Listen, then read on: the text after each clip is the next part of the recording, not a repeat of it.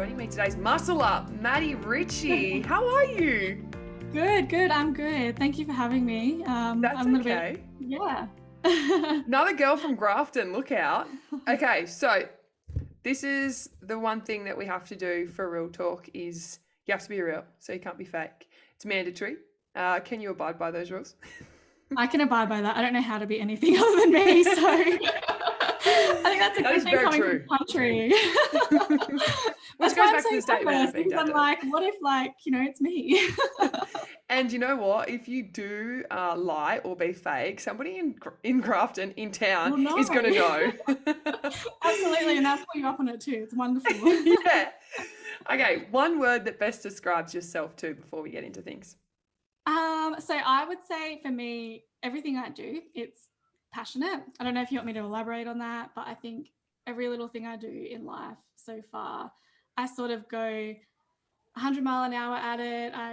When I went to uni, I decided to stay up until 2 o'clock in the morning studying and wanted to get HDs and all that sort of thing. So I just sort of dive headfirst into everything. And if it's something that I enjoy or I'm passionate about, then yeah, I'll throw my all at it. So That's perfect. yeah. I love that for you. And I think when we start talking about muscle up, everybody will be able to agree with passionate for sure. I like to think of a word as well, and I couldn't look past warm for you.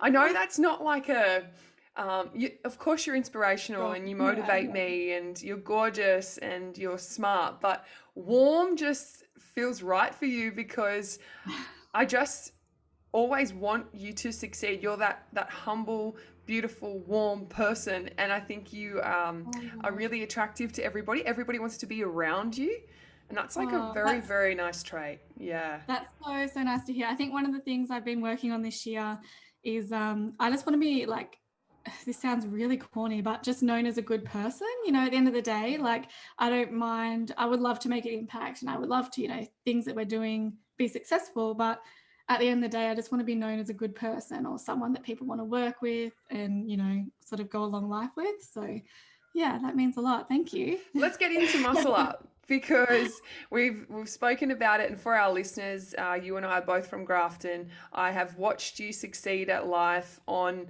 the hockey pitch as well as away from it. You're a super mum and you've started this muscle up business, which is an activewear brand, but more than that. So tell me and the listeners, what is Muscle Up? So I guess in the middle of COVID and with a newborn baby and on maternity leave, Asher and I, my partner, we decided to start Muscle Up. And I think what was the driving force behind doing that was we wanted to make a difference. And I'm a registered nurse, really passionate about health. And we just really wanted to do something down that field. And I've always wanted to do something in like health promotion and that sort of area. So we started Muscle Up basically as a social enterprise. So we wanted to find a way to generate an income so that we could support health-based organisations and things like that, particularly in the Aboriginal and Torres Strait Islander space. So that's our focus, is basically at the end of the day, one of my big life goals is that when I end up, leaving the earth, that our life expectancies are quite similar to non-Indigenous population. That's just like the biggest thing I want to see, because at the moment there's a huge gap in that for many reasons. But that's just something I want to contribute to over my life. And I think that's one of the driving forces behind us starting Muscle Up. Absolutely. And I want to get into more about Muscle Up as the brand, but I know who you are, Maddy Richie, but for everybody else, who are you? Okay, so I'm 28. I'm a mum. We've got 2 girls. We've got a 5-year-old who we're homeschooling for the first time at the moment, which is very interesting. And we've got a 15-month-old as well. I graduated in 2019 as a registered nurse. Prior to that, I was in real estate, which I really enjoyed, but that whole passionate side of things with health, it really just didn't sort of fulfill that desire. Wasn't really the right journey for me. So absolutely love nursing. I love sport, grown up playing every sport under the sun. I think in Grafton you do, like it's so easy to go to different sports. So yeah, hockey, tennis, basketball, everything but netball. How did I not drag you across? Yeah, we had a rivalry, I'm sure. So yeah, love just being active, love sport, really passionate about healthy lifestyles and doing what we can to like promote that.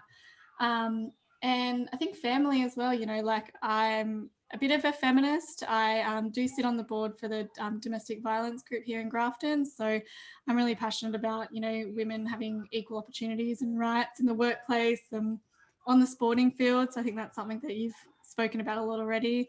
So yeah, that's pretty much it. There's a lot there, but No, I feel like that's people want to know you better, and then I feel like they can make it personable with the brand as well and relate to it.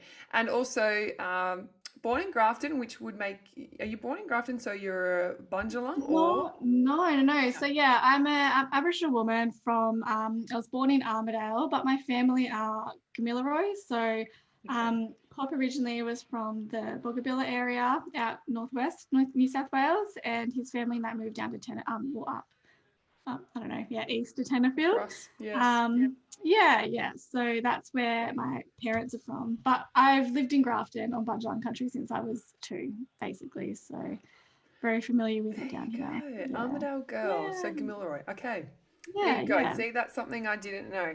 Let's talk about Muscle Up because you've sort of given us the background on that. But for everybody wondering, why would it be more than just an activewear brand? I guess it's not really about the activewear, if that makes sense. It's just something that Asha and I know. We've always been like interested in clothing. We always, I guess, in our health and fitness journeys, have always wanted to wear nice clothes and things like that. So it was just something that we were familiar with that we thought we could go down the path. And I also do Aboriginal art, so we wanted to incorporate that, and obviously activewear like that fits in really well. And we saw a bit of a gap there as well. There's not too many people in the market doing that. But Muscle Up is more about that giving back and about creating this community of people that raising awareness for Aboriginal and Torres Strait Islander health issues. So if you're not Indigenous, you know, you're getting that education and being more aware of those sort of issues. But as I said before, like giving back to community organisations in that space. I guess we're in very early days, but we have been able to support a group in Central Australia who basically have cut out the cost of transporting fresh meat to remote communities. So in the future, we'd like to work more with them. But as I said, it's quite early days at the moment, just sort of. That's great though. Yeah. Don't downplay it. Dreams are free, and you had a dream, you brought it to light, and you're doing it, and you are helping. So a percentage of the profits you make from the activewear brand helps you fund these great projects. Yeah, and so that's basically it. It's not about, so for us, it's not about, we both have full-time jobs. Well, like I don't work full-time, but have permanent jobs. So for us, this is something we do extra outside of work hours that is purely, just to help support, like it's a way for us to give back, which we didn't have in the first place. So anyone who supports us is, directly contributing to that, which is awesome. Which goes back to you being a good person and you're helping us be good people. On your website, Muscle Up, inclusivity, diversity, awareness to mainstream and health and fitness. I loved it because we want to be an inclusive society, and you've spoken about Muscle Up being more than that. And yes, it is in its early stages, but it has the potential to really be this educational and motivating platform where you can attract not just an Indigenous audience, but a non-Indigenous audience and change the greater good. Absolutely. Like if you saw some of my journals and that, you'd be like, whoa, I have all of these ideas and big dreams for what we can do. As I said, being in the nursing health sort of field, would really love to develop some programs and things like that, particularly for our kids. I think that those good habits and, those healthy habits, daily actions that you take sort of start when you're a kid. And I think that having positive role models and being able to implement some, really good strategies in those early years of life, I think is something that I'm really passionate about. So where do you start for that? Because I think it's spoken about quite a bit, and it must be Mm, something that's really challenging because we are yet to see their life expectancy become more equal. And I know that's a big thing yeah. that you're focusing on. So where do you start? Um, I don't know. And I guess if we had the answers, then we would be seeing change. I need to And read we're your so journal. yeah. Oh gosh, no, don't. We're so complex too. Like I'm sitting here talking today, but I'm just one person, and I don't represent, the whole, diverse population of Aboriginal and Torres Strait Islander people in the country. Something that may work for our community might not work for, my people out west, and Mm. vice versa for people who are living in the middle of Australia. That's not going to be programs that we implement there aren't going to, be the same as ones on the coast. So I think that in health, I'm really passionate about educating them on the why, like why we're here, how we got here today, what happened, and what has happened since then for our outcomes to be as they are today. Because once we understand the why, and also those little things, those nuances too about how we are so different across all different nations. So I think understanding that we are almost like Europe, if in a way, and then every little different Aboriginal nation is like a different country, if that makes sense. So we Yeah. are different cultures, different beliefs, and some are even opposing beliefs. So I think we can't have these blanket approaches, which we've tried to do in the past and we keep trying to do. We'll have this big rollout of something and that's not, obviously working. And that's why our focus is on these grassroots community organizations, because these are the people who know what's happening in the community, and they're the organizations that are either from that community or are working directly with the community and listening to them. And I guess we're very picky with that as well, because we want to work with people who know what's happening in that space. So I think, yeah, having an individualized approach, starting early, starting young. Our kids are so resilient. They're so strong. They are so talented in every way. Like I can't even begin to tell you how like smart they are. If we started to tap into our Indigenous ways of being and doing, you would just, I think we start to realize this inbuilt just ancient wisdom and knowledge is there. Um, and the only way to tap into it is to start to work in our ways, if that makes sense, because it's intergenerational knowledge that they have, but we're just constantly trying to fit into this box that doesn't work for us. And yeah, That's so so it's a interesting. lot. No, Yeah. I love the analogy with Europe, and we're all these little separate countries, and Mm, what could work for Italy may not work for Greece. It makes so exactly. much sense. I Um, guess like I don't know if like people would agree with me saying that, but it's just something I say to make, yeah. So for that like light bulb moment to go, oh yeah, I get it. Just yeah, because you're Aboriginal doesn't mean that you're going to, think and act the same way as someone on the other side of the country, because we are so different. And that's why I'm always cautious of talking to people too, because what I say isn't, gospel, not even for everyone in this community, because we all have different experiences. We all have different like starting points in life. I acknowledge that I was quite lucky. I had two parents, mum's university educated. We've always had opportunities in life. And so, yeah, I think I'm very wary of how I come across because of that. But I think having that awareness also is a positive thing too. And yeah, yeah. hopefully But if can. you don't speak up, then we can't progress and move forward. So what you're doing is super Yeah. brilliant. One thing that we can tap into is sport and education, and that's what you're doing with Muscle Up. You can use Yeah. health and Yeah. fitness as a way of educating, and I feel like those two go hand in hand so well. The big working in the sports space, I see, uh, I guess, a gap and still a lot of work to be done in terms of racism in sport. We've seen it, we see it every week, we see it in society so much as well. For you, is there something that we can do from your perspective on making it better? Yeah. I just want them to take a hard line. Like, I just want there to be like a no tolerance for it, because I think something will happen and there'll be this big conversation about it. And there'll be this big, back and forth, trying to find out what happened, trying to find out the reasons behind it, trying to rationalize why someone said something that was just overt racism. So there's two different things in society. We've got our systemic side of racism, which is really hard to unpick because at the end of systemic racism, the Aboriginal and Torres Strait Islander population is oppressed or, isn't able to achieve. But it trickles down, and it's very hard to pick out the pieces that are racism in that. But then you've got your overt racism, which is someone just, doing slurs or just, leaving people out because of their culture and identity. So I think when it comes to sport and when it comes to people just being racist and it's obvious, and people have, said slurs directly to someone, or, they've left, for whatever reason, left people out, but it's obvious and it's out there, and everyone with a conscience can look and say that's what it is. There just needs to be no tolerance for it. Like, it's not that hard, when it comes to that sort of thing. It's just like, call them out, suspend them, get rid of them, whatever it is, and educate them.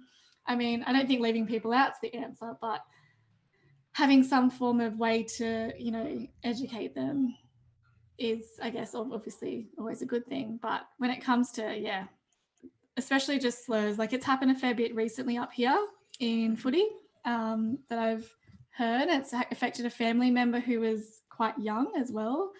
So I think when it comes to that, but there's all these like processes they have to go down. They have to put a complaint in and then go back and forth and have all this big system just to come back at the end of the day and say, no, we shouldn't use those slurs towards Aboriginal people. And it's like, just stamp your foot down when it happens. And and if you know that that's going to be the answer you get every time, then you almost give up. It's great you and I having this conversation because I'm sick to death of it, and I'll never know what it's like to feel those feels. And that's something that I, as a non-Indigenous person, always try to say to somebody else of non-Indigenous background. You might think that what you said wasn't racist, but you'll never get it. Yeah. And I think it's really hard. I find really difficult because so obviously I have tan skin and darker skin, but I'm not, people won't walk past me and go, yep, you're definitely Aboriginal. So I often hear comments that people will say because they feel safe as if I'm not an Aboriginal person. So they'll say something, about, an Aboriginal or Torres Strait Islander person that they wouldn't say in front of their face, or they wouldn't have yelled out, for example, on the sidelines. But so I found myself in those situations, which is different to having them said to you. I don't know how I would feel if someone was just yelling them out to me. Like, I don't know how I would react to that. And, I could well be someone who turned around and was aggressive because, you're just sick of it. You just hear it all the time. So, but being in those situations, it is so uncomfortable as well. Like, there's that side of it. So, I think we need people, like yourself, to just call it out. And because often being that person having to call it out, you carry that burden as well. So that's why we need non-Indigenous people to be the people to step up and say that's not okay.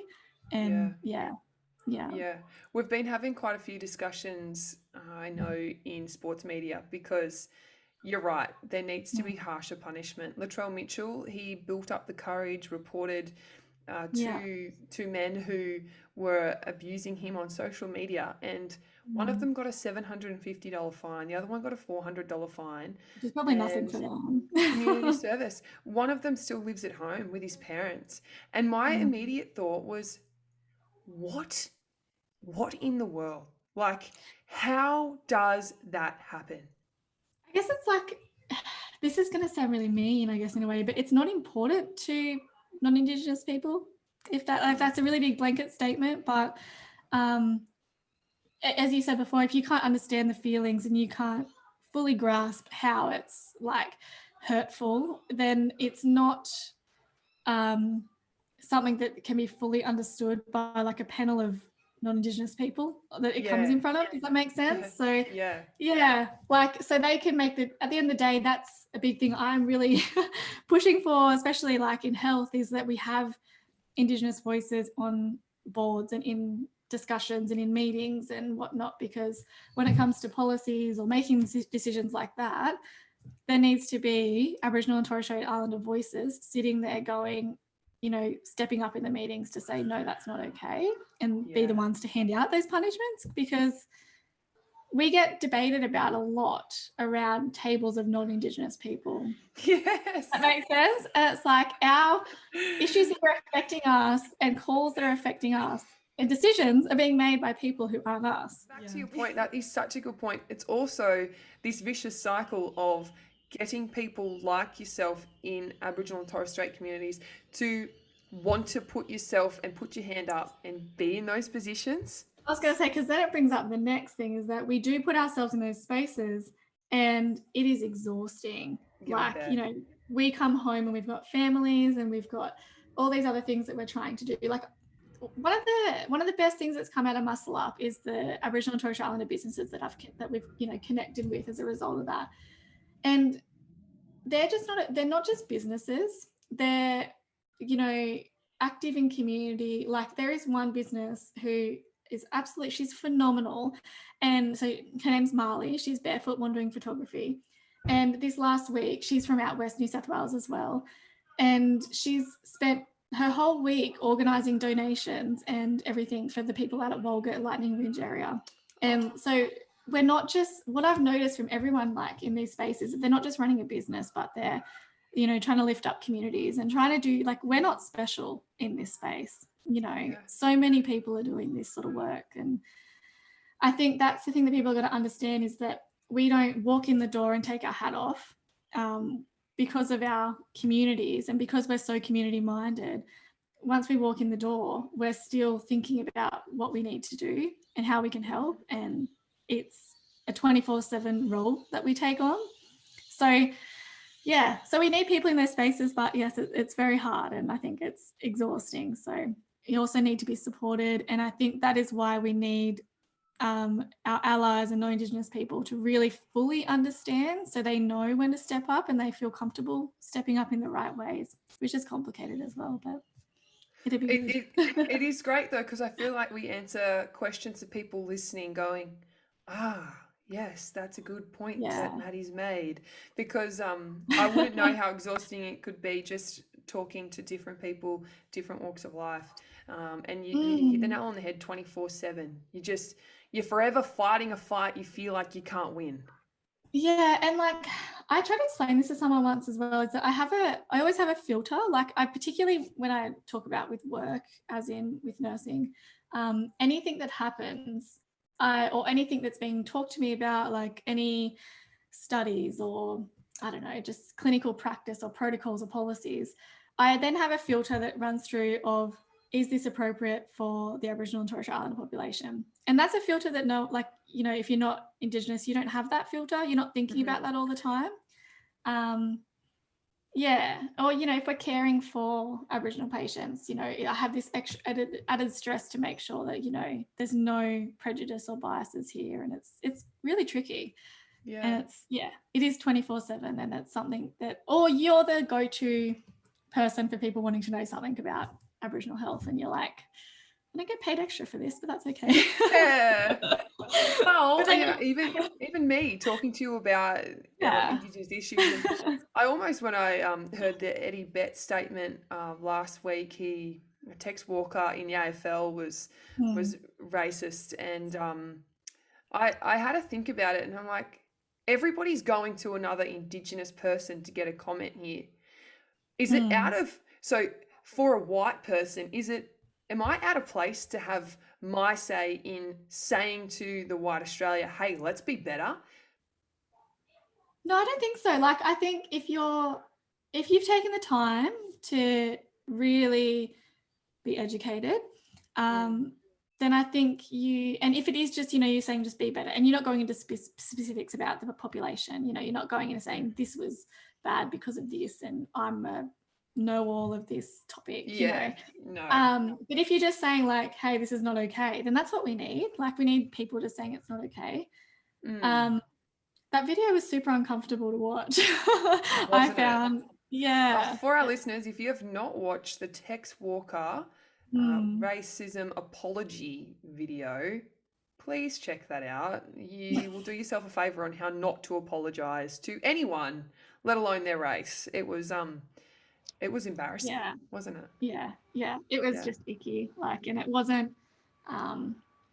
It wasn't I only genuine. just came across it. Like, it's not my space. Like, I don't really like keep in touch with that sort of news. Like, but it was just, yeah. And that happens a lot, you know. People are called out and they apologize because they've been called out and, you know, don't want to be that person. But What was more awkward about that video was Robbie, who he had racially abused, was sitting behind him in the video, yeah. above him. And it was so awkward. Everything Yeah. about it was wrong. I thought whichever person in this industry has encouraged him to do this is so wrong. But And again, like, I wonder how it was orchestrated. Like, was it orchestrated by non-Indigenous people and then, like, it's been set up this way? You know, I don't know. yeah, and that's another thing. We've got to take everything with a grain of salt because you go, I really don't know what, like, Yeah. there's always two sides in the real side, but what Yeah, they that's showed it. didn't look good. We won't get too more down in the dumps because what you're doing, Yeah.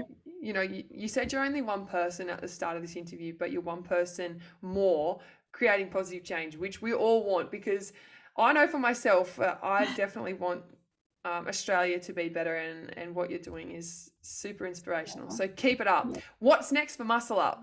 So we've got a couple of new items coming out. We've got some really cool bike shorts which feature like all Aboriginal art, which is amazing. And yeah, so basically we've got to get that out. And we have, I probably can't say too much to be honest, but there's a few sort of things happening about people who we'd like to support. Yeah. People who we've been really wanting to support for a while, just trying to make those partnerships and yeah, and have something that's ongoing and consistent. So our bike shorts, I can definitely say that the bike shorts part of the profits will definitely be going all of it towards a community organization. So no matter so all of the sales of those bike shorts, if you buy a pair of those bike shorts, then you'll be supporting Aboriginal health promotion basically, and that can be guaranteed.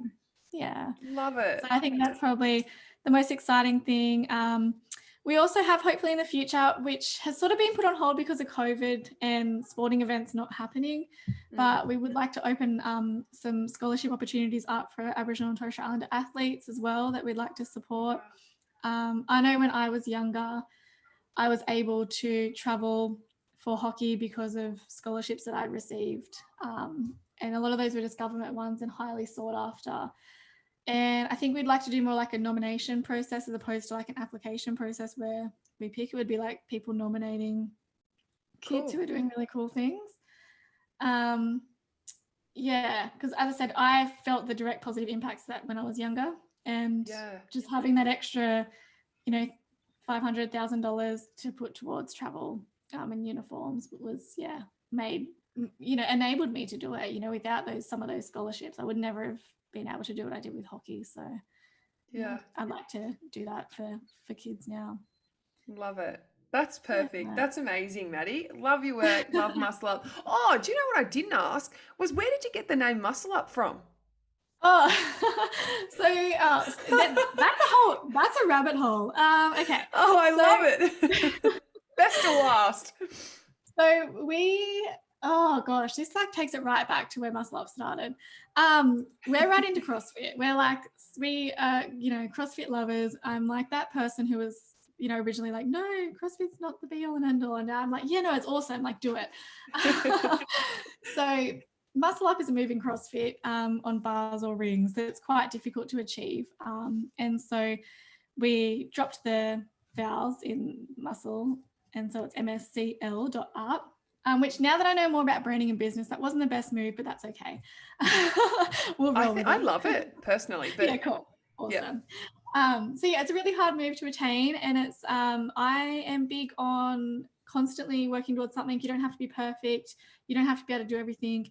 If you want to make a difference, if you want to start working towards your health and fitness goals, you don't have to go and run 5Ks or, even 2Ks. Like you can just go for a walk a day.